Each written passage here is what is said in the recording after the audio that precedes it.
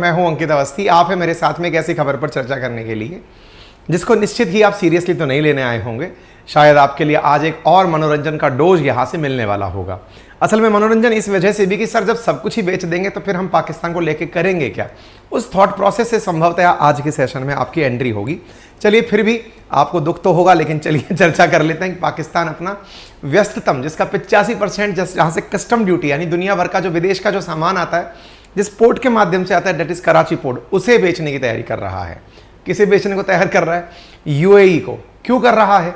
क्योंकि कारण तो बहुत सारे हैं, गिनाना शुरू करेंगे, लेकिन इस हालत के साथ साथ इनकी प्रतिक्रियाएं जानना होती है। कई बार क्या होता है, आप में से बहुत सारे लोग दुनिया भर की खबरें जानते जानते बोर हो जाते हैं, तो थोड़ा पड़ोसी के घर में भी झांक लेते हैं कि चलिए चलता क्या है, चल क्या रहा है। उसी क्रम में चलिए आपको बताते हुए लेकर चलते हैं। ये जो बालक यहाँ पर दिखाई दे रहे हैं, शहबाज शरीफ, इन्होंने इमरान खान से भी आगे, इमरान खान तो चलिए क्रिकेटर थे तो वो चक्के छक्के जो भी मारना जानते थे वो सब मारते थे, लेकिन इसके साथ साथ ये एक राजनेता भी हैं और एक बिजनेसमैन भी हैं। और बिजनेसमैन को व्यापार के नाम पर अपना जब घर बिकने लगे तो लगता है कि बहुत अच्छा मुनाफा हो रहा है, कुछ इस तरह की फीलिंग लेकर चल रहे हैं। ये क्या चल रहे हैं, सारी बातें बताएंगे, क्योंकि पाकिस्तान में फिलहाल फटा हुआ है इन्फ्लेशन का बॉम्ब। कैसे फटा हुआ है, एक बार के लिए इस फिगर को देखिए। वर्ड ऑफ स्टैटिस्टिक्स का एक फिगर है जो हम आपसे साझा कर रहे हैं।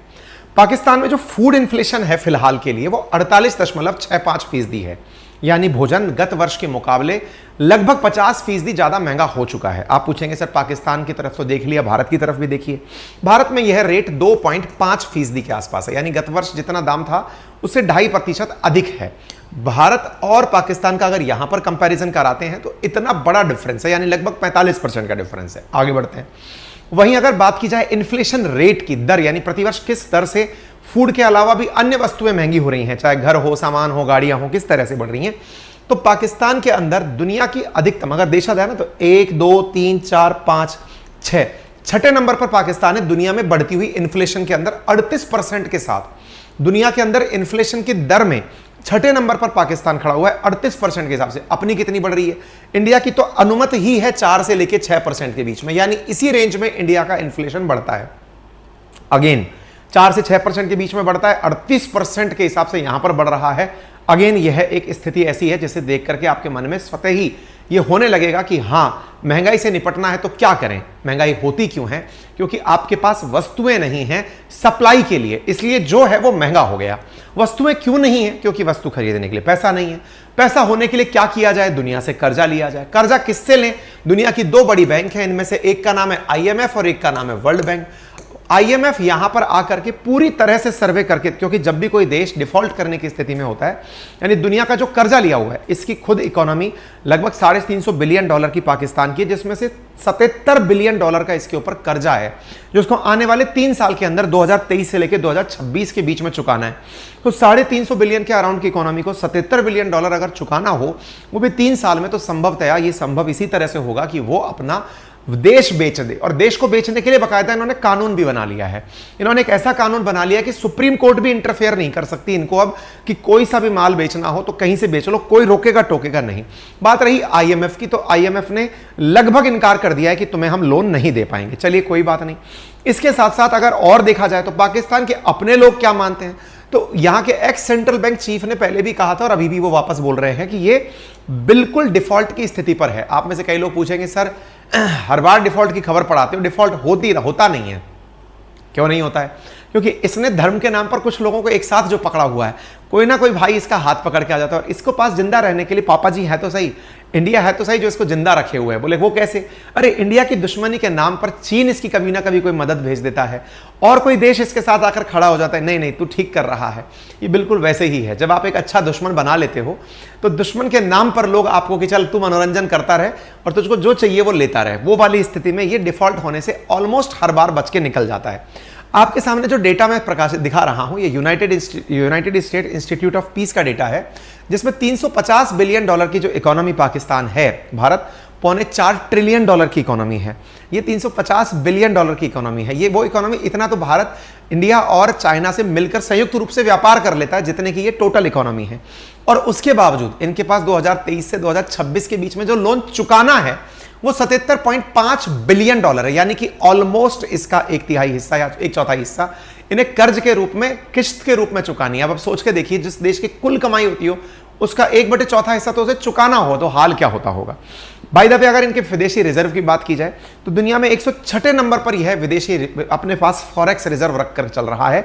यानी इसका जो फॉरेक्स रिजर्व है, विदेशी मुद्रा भंडार है, वो 106 नंबर पर चल रहा है। वहीं भारत के पास विदेशी मुद्रा भंडार 4थे नंबर पर चल रहा है।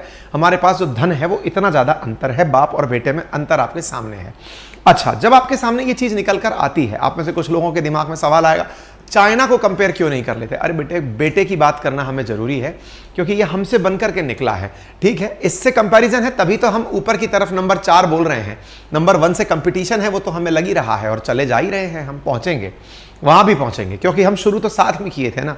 यहां तक पहुंच गए हैं तो हमारा ग्राफ तो पहले भी अपवर्ड्स है।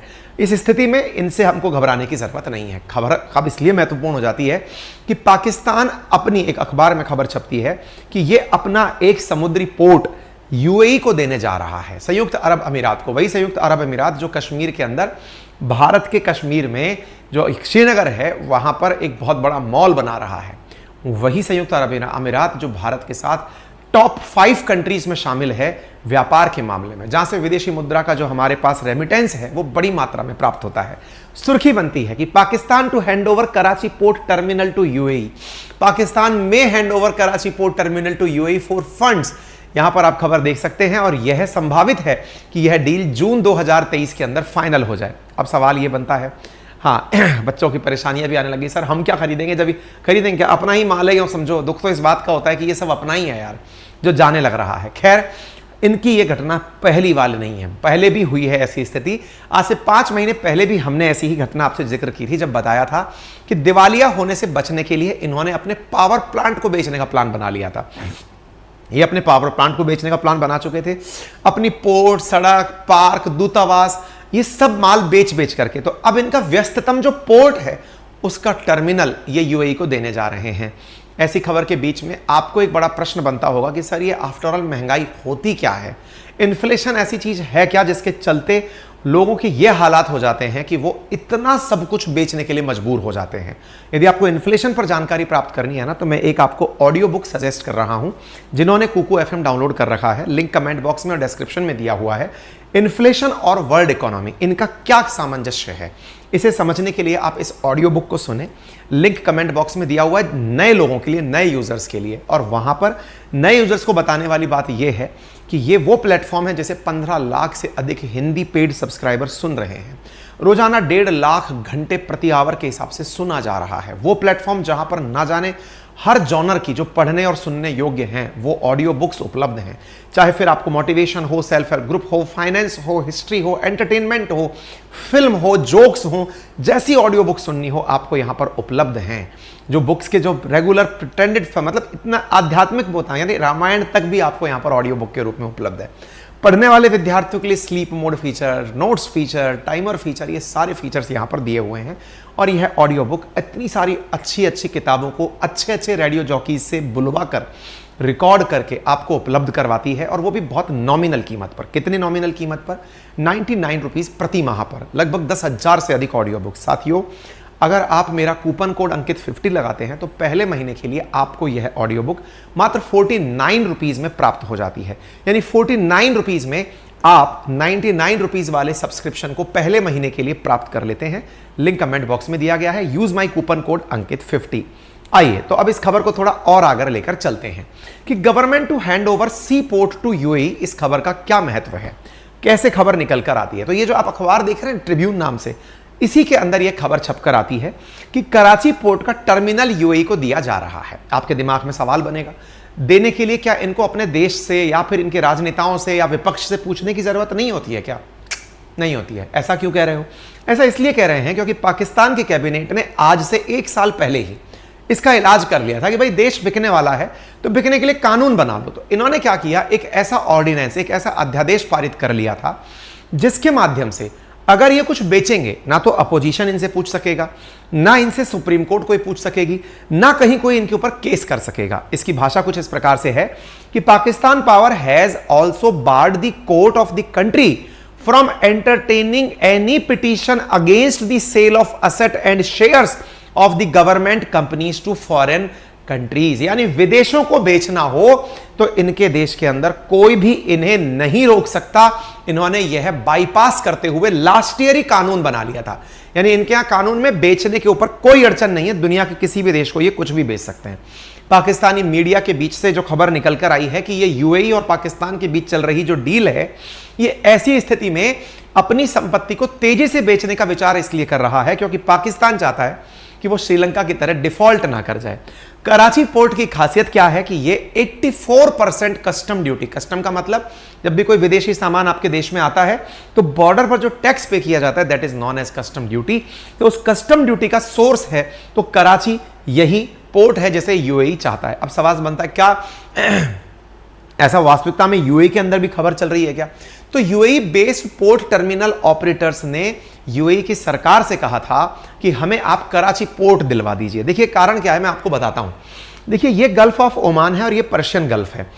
यूएई से जब आप Persian gulf straight of Hormuz से होते हुए पहुंचते हैं यहां पर, तो आपको कराची पोर्ट असल में क्या बहुत बड़ी मात्रा में सेकंड लार्जेस्ट जो विदेशी यूएई के अंदर रहते हैं वो पाकिस्तानी हैं। नंबर 1 पर इंडियंस हैं, नंबर 2 पर पाकिस्तानी हैं। पाकिस्तानियों को यहां से मतलब बड़ी मात्रा में लेबर्स, यहाँ का जो 80% से अधिक जो ड्राइवर है ना यूएई के अंदर जो टैक्सी चला रहा है वो पाकिस्तानी है। साल में एक बार जब वो चलते हैं तो अपने साथ में बहुत बड़ी मात्रा में कोई बैग लेके आ रहा है, कोई सामान लेके आ रहा है, अपने देश में लेकर के आते हैं। बच्चों के लिए टीवी टावी टॉफी टाफी जो भी लेकर आते हैं वो यहाँ लेकर आते हैं। ऐसी स्थिति में इन्हें एक डायरेक्ट पोर्ट पे यहां एंट्री चाहिए थी। इनकी सरकार से, पाकिस्तान सरकार की बात हुई कि साहब आपकी तरफ से हमारी तरफ एक डिमांड आई है कि एक पोर्ट बना लिया जाए। बोले बिल्कुल। तो पाकिस्तान ने कहा हमें लोन दे दो। यूएई ने कहा देखो अब बहुत बार लोन दे दिया, अब बार बार नहीं दे सकते। तुमको ये खबर जरूर है कि आईएमएफ तुम्हें $1 बिलियन का सपोर्ट करेगा, लेकिन ऐसा नहीं है, ना तो यूएई सपोर्ट करने वाला है। इस बार हम फ्री फोकट में तुम्हें कुछ नहीं देने वाले। अगर हाँ कुछ करना है तो एक पोर्ट हमें दे दो और मदद हमसे ले लो। तो इस बात पर अब इनके बीच में फाइनल डील चल रही है। हालांकि दुनिया के 12 देशों के साथ शहबाज शरीफ लगातार संपर्क में है। किस बात को लेकर? कि आईएमएफ से हमारी डील फाइनल करा दो। लेकिन पाकिस्तान के मंत्री खुद मानते हैं कि अभी जियोपॉलिटिकली इन्हें कोई भी देश सपोर्ट नहीं कर रहा है। कारण पापा जी बैठे हुए हैं। इंडिया की तरफ से दुनिया में जो इनकी इमेज रखी गई है वो ये बताई गई है कि इनका उद्देश्य केवल चीन के हितों की पूर्ति करना और बच जाए पैसा तो पाकिस्तान द्वारा आतंकियों को देना। इस स्थिति में इनकी दुनिया में कोई देश मदद नहीं कर रहा है। हालांकि पाकिस्तान के द्वारा लगातार डिफॉल्ट से बचने के लिए लगातार प्रयास किए जा रहे हैं। उन्हीं प्रयासों में इन्होंने अपने द्वारा अपने देशवासियों को एक खबर बताई जिस पर हमने 3 दिन पहले एक सुर्खी की थी। क्या कहा था कि पाकिस्तान के साथ हो गया खेल। आपको याद होगा पाकिस्तान में जश्न मनाया गया था इस बात का कि उन्हें रशिया से सस्ता तेल मिल गया है। पाकिस्तान ने यह दिखाया था कि उन्हें रूस से सस्ता तेल मिला है। इस बात को उन्होंने ऐसे दिखाया था कि जो तेल इंडिया को मिलता है ऐसे ही डिस्काउंटेड रेट पर हमें मिला है। हमने पूरी डिटेल आपके सामने निकाल के बताई कि यह तेल भारत से ही रिफाइन होकर इन तक पहुंचा है। इन तक ऐसा कुछ भी नहीं हुआ है, लेकिन डिस्काउंटेड इन्होंने इतनी बार कर दिया अपनी इज्जत के लिए कि लोगों को डाउट हो गया कि यार कुछ तो दाल में काला है। पत्रकार जाकर के पूछ लिए मंत्री महोदय से। क्या पूछ लिए? क्योंकि अल्टीमेटली इन्होंने तो बार बार यही कहा था डिस्काउंटेड तेल मिला है। तो रूस के मंत्री से पूछ लिया पत्रकारों ने जाकर कि क्या पाकिस्तान को आपने डिस्काउंटेड तेल दिया है क्या? मंत्री पलट गए। जरा न्यूज सुनिएगा। रशिया ने कहा it is selling oil to Pakistan without special discount. हम पाकिस्तान को कोई डिस्काउंट नहीं दे रहे हैं। तो फिर पाकिस्तान ने यह क्या किया? ये इंडिया से इसकी होड़ है जो इसे ले जाकर मारेगी कहीं ना कहीं। आप सोच सकते हैं जिस तरह का ढिंडोरा इन्होंने पीटा कि इनके लिए रशिया ने तेल सस्ता किया, मंत्री खुद पलट गया। देखिए क्लैरिफाई किया, south Asian country did not receive any exclusive discount on the purchase of oil. India तो बहुत पहले से डिस्काउंटेड तेल ले रहा है। इन्होंने साफ मना कर दिया, नहीं हम ऐसा कुछ नहीं कर रहे हैं। हाँ डिलीवरी हुई है और करेंसी भी हम फ्रेंडली नेशंस के ले रहे हैं, साफ कर दिया। चाइना की करेंसी, कोई भी फ्रेंडली नेशन है, अगर कल को भारत का पाकिस्तान से संबंध अच्छा होता तो इंडियन करेंसी भी ले लेते हैं। अब ऐसी बीच में पाकिस्तानियों को एक मिर्ची लगाने वाली न्यूज और आती है, और वो क्या है? प्रधानमंत्री नरेंद्र मोदी अमेरिका की यात्रा पर निकल लिए हैं। कल योग दिवस है। ऐसी स्थिति में प्रधानमंत्री का वहां रेड कारपेट बिछाकर स्वागत हो रहा है। 3 दिवसीय अमेरिका के स्टेट गेस्ट बनकर के प्रधानमंत्री पहुंच रहे हैं। अब प्रधानमंत्री वहां पहुंच रहे हैं तो पाकिस्तानियों की प्रतिक्रिया तो आना ही है।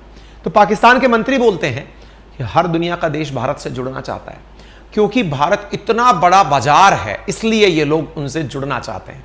हमसे कोई क्यों जुड़ना चाहेगा? इंडिया बहुत बड़ा बाजार है। तो हम पहले कह रहे थे आ जाओ, साथ जुड़ जाओ, बड़े आ जाओ। लेकिन मंत्री महोदय ने, जब इनके रक्षा मंत्री, इनका बयान आता है कि हम शांति से जीना चाहते हैं, हम ये नहीं चाहते कि आप हमें इतना मजबूर करें कि हम कोई कड़ा फैसला ले लें। कड़ा फैसला ले देंगे तुम्हारे पास सुर्री बम है, जिसको तुम परमाणु बम कहते हो, ठीक है। भारत एक बड़ा बाजार है, इसलिए लोग जुड़ना चाहते हैं। पाकिस्तान को ऐसी स्थिति में ना ढकेलो जिससे वो कठिन विकल्प ले ले, वही ले दे करके पुराना बयान कि हम बम हाथ में ले लेंगे। वही तुम्हारे लोग तो कहते भी हैं, एक हाथ में कुरान और एक हाथ में बम रखकर फिर जाओ भीख मांगने। ये तुम्हारे ही नेता का बयान है, हमने डाल रखा है, पढ़ लेना। ऐसी स्थिति में अब एक सुर्खी इनको शांति देने वाली मिलती है, और वो ये है कि चाइना ने इनके यहाँ पर न्यूक्लियर रिएक्टर लगाने की बात की है कि देखो तुमने बिजली का पोर्ट तो बेच दिया, तुमने कराची पोर्ट बेच दिया, पावर प्लांट बेच दिया, अब एक न्यूक्लियर प्लांट लगा लो मेरे साथ जुड़ करके, फिर और कर्जे में रहो। मुझे लग रहा है कि एक दिन चाइना ही खरीद लेगा पूरे पाकिस्तान को। खैर, बाकी आपकी क्या राय है आप बता सकते हैं।